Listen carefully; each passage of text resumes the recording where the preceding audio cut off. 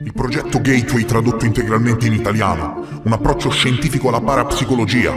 Che cos'è la coscienza? Sopravvive la morte fisica? La pagina nascosta del progetto Gateway, la scienza degli antichi, i nuovi progetti brain dei governi, remote viewing, viaggi fuori dal corpo, meditazione trascendentale, la vera matrix a cui sei sottoposto, sogni e parapsicologia, esperienze di pre-morte e carte ufficiali alla mano, nuovi e inediti documenti sulla metafisica tradotti in italiano. Tutto questo nel mio nuovo libro, The Gateway Secret, le potenzialità nascoste del cervello umano e i documenti segreti della CIA sulla coscienza.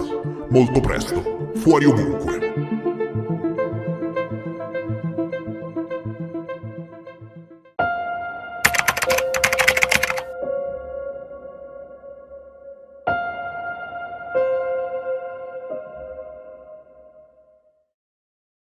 And then finally, we cannot hide away from human population growth, because it underlies so many of the other problems. All these things we talk about wouldn't be a problem if there was the size of population that there was 500 years ago.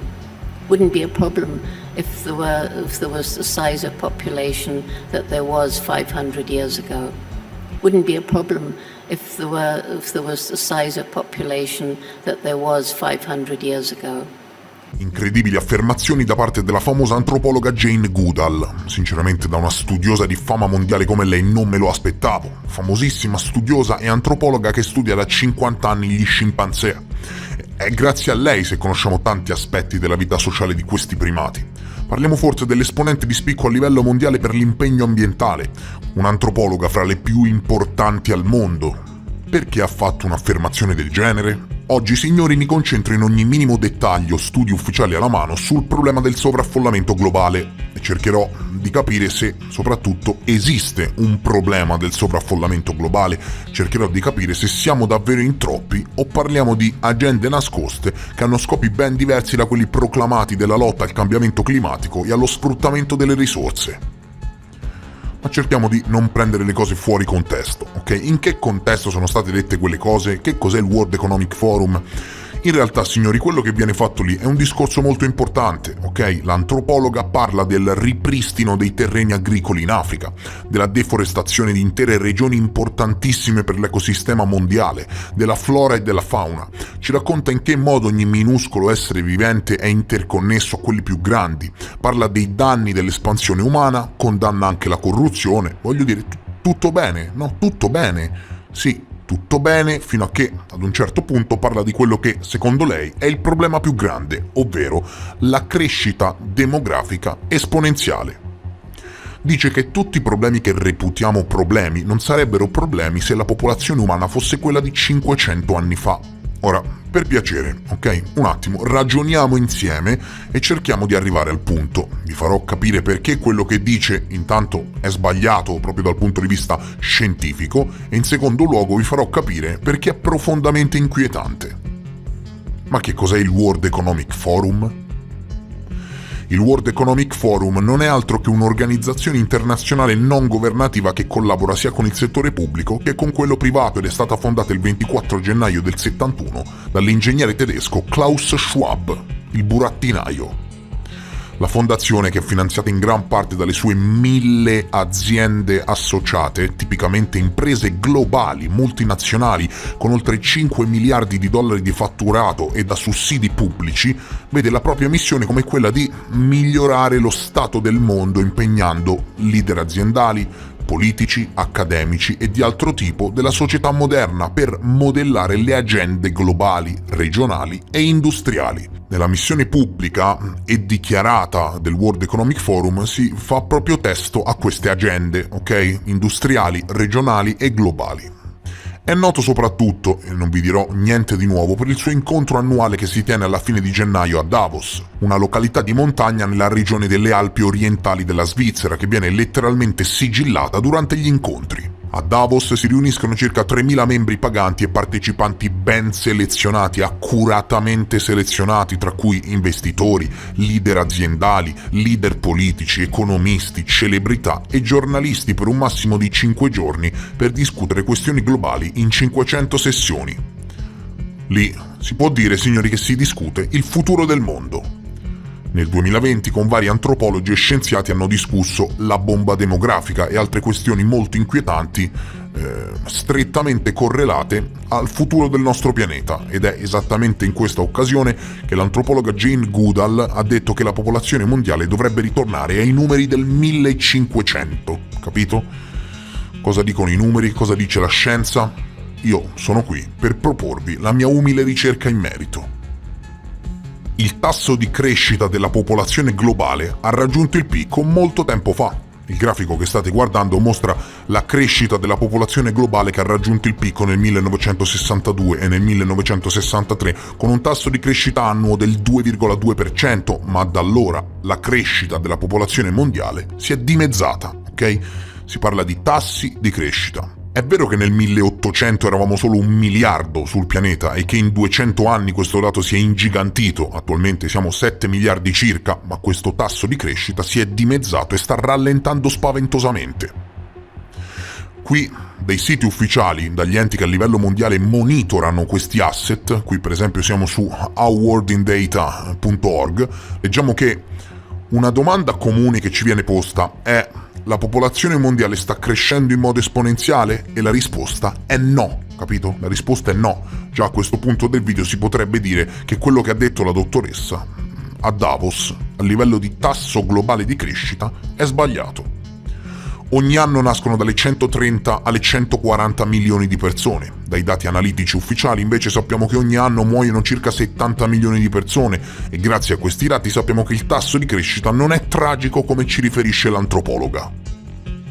Specifica proprio lei che se la popolazione mondiale fosse quella di 500 anni fa non ci sarebbe alcun tipo di problema ambientale. La domanda è questa: quanti esseri umani vivevano sul pianeta 500 anni fa, e quindi nel 1500? Ebbene, è un dato che sconvolge. L'Università di Groningen, nei Paesi Bassi, si occupa da anni di monitorare con stime accurate la crescita demografica mondiale. Ha pubblicato anche svariati studi in merito alla quota di esseri umani prima del 1800, ed è venuto fuori da pubblicazioni scientifiche ufficiali, cari signori, che nel 1500, e quindi 500 anni fa più o meno, la popolazione mondiale era composta da 437.818 individui. Vi dice niente? No? Meno di 500 milioni di persone, meno. Secondo l'antropologa dovrebbero sparire 6 miliardi e mezzo di persone, perché l'ambiente proliferi indisturbato. E questa è una visione sbagliata e distorta della realtà. Il Georgia Guidestones era un monumento in granito situato nella contea di Elbert in Georgia, negli Stati Uniti. Su 8 delle superfici maggiori era inciso un messaggio composto da 10 regole o consigli in 8 lingue moderne, una per ogni superficie. La struttura, detta a volte la Stonehenge americana, è stata più e più volte oggetto di polemiche in quanto, secondo molte analisi, le iscrizioni sulla sua superficie coincidono precisamente con alcuni dettami della massoneria deviata. Sarebbero le iscrizioni i principi sui quali si fonderebbe la teoria del nuovo ordine mondiale. E sapete cosa c'era scritto su questo monumento, che adesso, per fortuna, è stato distrutto? C'era scritto di tenere la popolazione mondiale sotto i 500 milioni. Vi ricorda niente? La dottoressa al World Economic Forum ha detto precisamente, proprio in maniera molto dettagliata, è stata precisa, che non ci sarebbero problemi se sul pianeta ci fosse lo stesso numero di persone che c'erano nel 1500. Guarda caso, nel 1500 il numero di persone era inferiore alle 500 milioni, precisamente parliamo di 437.000 individui, lo stesso numero che consigliavano le Georgia Guidestones. Giusto? No? Per circondare tutto questo discorso da un alone fitto e denso di mistero. Per non parlare del fatto che l'intervento dell'antropologa è stato fatto a Davos nel 2020 in piena pandemia. Teorie del complotto? Sarà. Intanto da 10 anni a questa parte l'80% di quelle che vengono chiamate teorie del complotto si sono dimostrate essere la realtà dei fatti. Sai qual è il vero problema? Guarda, davvero vorrei parlarci faccia a faccia con questa antropologa. Il vero problema, signora, non sta nella bomba demografica globale dal 1800 ad oggi, ma piuttosto che 10 multinazionali sul pianeta Terra, gestite da 3 fondi di investimento, producono più inquinamento di tutti i paesi del mondo messi insieme, capito? È questo il problema, il consumismo. Pochi paesi al mondo, India, Cina, Arabia Saudita e Stati Uniti, producono più inquinamento e danni ambientali di tutti i paesi del mondo messi insieme. Cioè, capisci? Più di tutti i paesi del mondo messi insieme. Questo problema ambientale è da ricercare nelle grandi industrie, nelle grandi multinazionali e non nella bomba demografica mondiale. C'è spazio per tutti, ci sono intere regioni del mondo grandi come continenti totalmente disabitate e se solo riuscissimo a puntare su fonti di energia rinnovabili non ci sarebbero problemi. Il fatto è, ancora una volta, il problema di fondo sta nel sistema del globalismo mondiale, nell'industria del carbon fossile alimentata da pochissime persone sulla Terra. Chiaro? Le Big 3. Ecco dove sta il problema. Si sente spesso parlare di come la popolazione mondiale sia in forte aumento. Il totale umano ha ormai superato i 7 miliardi di persone, siamo quasi a 8, più di 4 volte e mezzo la cifra di 100 anni fa. Molte persone, soprattutto gli scienziati ambientali, temono che la sovrappopolazione stia portando alla distruzione delle risorse mondiali e che un giorno addirittura renderà il pianeta inabitabile. Ma c'è un'altra storia. C'è una storia che i catastrofisti del World Economic Forum, che poi parliamone, lucrano sugli allarmismi mondiali, non ti raccontano. Una buona notizia su come i catastrofisti potrebbero aver sbagliato. Il mondo è stato allertato con la massima forza sul problema della popolazione negli anni 60 dal biologo statunitense Paul Ehrlich, nel suo libro The Population Bomb, che ha venduto milioni di copie. C'era motivo di avere paura all'epoca perché le donne avevano 5 o 6 figli e la maggior parte di questi bambini crescevano e avevano molti figli propri a loro volta. Di conseguenza la popolazione umana raddoppiava ad ogni generazione, mentre raddoppiare la produzione alimentare a livello globale sembrava impossibile. Questo signore ha ampiamente predetto che tra il 1970 e il 1985 il mondo avrebbe subito varie carestie anche nei paesi più industrializzati del mondo, con centinaia di milioni di persone che sarebbero morte di fame. Dagli anni 60 la popolazione mondiale è passata da 3,5 a oltre 7 miliardi. Abbiamo avuto, sì, ovvio, no? Nel corso della storia abbiamo avuto alcune carestie, soprattutto nei paesi meno industrializzati del mondo, ma nessuna sulla portata di quanto previsto da Ehrlich. Uno dei motivi, sai qual è? Uno dei motivi è che la produzione alimentare globale alla fine è raddoppiata davvero in anticipo, grazie alla rivoluzione verde delle varietà di colture ad alto rendimento, perché non lo sai, ma anche la tecnologia di produzione alimentare è progredita, dettaglio che non è stato tenuto di conto nelle predizioni del catastrofista americano. Come dimostrato dal tasso di crescita nel corso degli anni, la bomba demografica è stata disinnescata. Ok? Le donne di oggi hanno solo la metà dei figli delle loro madri ai tempi di Ehrlich. La media globale è ora poco meno di 2,5 ciascuno, un valore molto vicino al livello di sostituzione. Significa che stanno nascendo nuovi esseri umani in modo quasi proporzionale a quelli che stanno morendo. Questo allarme non esiste, chiaro? Non esiste. Se vari paesi del mondo, città o centri abitati sono iperaffollati con una densità di popolazione devastante come per esempio Lagos in Nigeria, non è perché siamo in troppi, ma perché non ci sono infrastrutture né servizi. Questi stanno accalcati e magari a 100 km hanno una foresta grande come un continente. Chiaro? Chiaro il concetto, c'è spazio per tutti. Sai qual è il vero problema? Il vero problema non è la bomba demografica, ma quella che viene chiamata bomba dei consumi. Il consumo pro capite, il consumo a teschio di ogni individuo, capito? Che è quintuplicato in pochi anni. L'aumento del consumo pro capite, signori, rappresenta oggi una minaccia per l'ambiente molto più grande dell'aumento del numero di persone. E la maggior parte di questo consumo avviene nei paesi ricchi che da tempo hanno rinunciato a far crescere la propria popolazione. Per esempio, la Cina ha adottato la politica del figlio unico, anche quando i dettami governativi cessarono. C'è una tendenza al ribasso negli ultimi anni in Cina. Eppure, mentre la tendenza demografica cinese diminuiva drasticamente perché le persone facevano molti meno figli, aumentava il consumo pro capite che fa molti più danni del sovrappopolamento. Questo è stabilito, dati ufficiali alla mano, dai più grandi istituti scientifici di ricerca del mondo. Non è che sono qui io, Jimmy il complottista mascherato, a dire le cose a caso, ok? C'è una bibliografia immensa in merito a quello che sto dicendo. Il problema non è il sovrappopolamento, ma la bomba dei consumi, il consumo sfrenato. Qui dal sito ufficiale di The Institution of Environmental Sciences leggiamo quanto segue. Il 500 miliardi di persone più ricche del mondo, ovvero circa il 7% della popolazione mondiale, è responsabile della metà delle emissioni mondiali di anidride carbonica. Nel frattempo, il 50% dei poveri è responsabile solo del 7% delle emissioni. Mi viene da ridere un dato che sembra una barzelletta, signori, ma vi rendete conto? Numeri ufficiali alla mano, sappiamo che il 7% della popolazione mondiale e quindi i più ricchi sono responsabili della metà, della metà delle emissioni mondiali di anidride carbonica, e la metà delle persone più povere del mondo sono responsabili solo del 7% delle emissioni.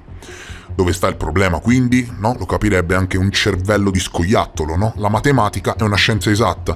Il problema, cara la mia dottoressa del World Economic Forum, non sta nella bomba demografica, ma nella bomba dei consumi. Chi nega questo, ci sono due opzioni: o al posto del cervello ha un'arachide, e non penso che sia il caso della dottoressa, o ha interessi nel volerlo e doverlo negare. Gli economisti di tutto il mondo prevedono che l'economia mondiale crescerà del 400% entro il 2050. Se così fosse, solo un decimo di tale crescita sarà dovuto all'aumento del numero degli esseri umani. Quelli che dobbiamo analizzare si chiamano modelli di consumo globali. Dobbiamo correggere il modo in cui produciamo ciò che consumiamo. E secondo le ultime stime, mentre la bomba demografica degli anni 90 si è già disinnescata da sola, non abbiamo nemmeno iniziato a disinnescare la bomba consumistica. I demografi, quindi gli scienziati che studiano i dati demografici a livello mondiale, credevano che man mano che i paesi si sviluppassero e i loro tassi di natalità diminuissero, il tutto si sarebbe stabilizzato, no?